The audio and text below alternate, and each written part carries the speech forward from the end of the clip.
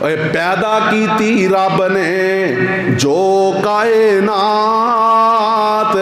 जमीना आसमाना विच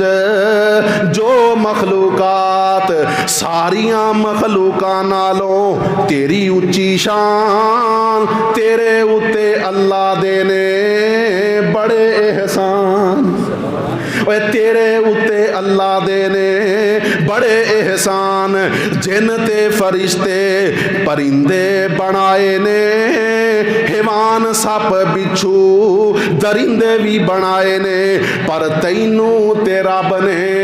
बनाया इंसान तेरे उत्ते अल्लाह दे ने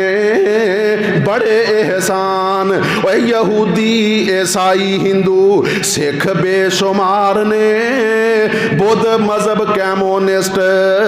कौमा कई हजार ने पर तैनू ते रब ने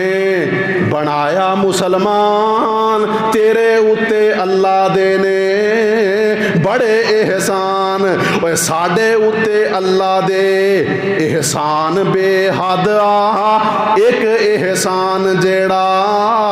सारियां तो वध आ साडे उत्ते अल्लाह दे एहसान बेहद आ एक एहसान जेड़ा सारियां तो वध आ राहबर अता कीता नबी सुल्तान तेरे उत्ते अल्लाह दे ने बड़े एहसान। वमा बिकुम मिन निअमतिन फमिन अल्लाह सुम्मा इज़ा मस्सकुमुज़्ज़ुर्रु फ़इलैहि तजारून।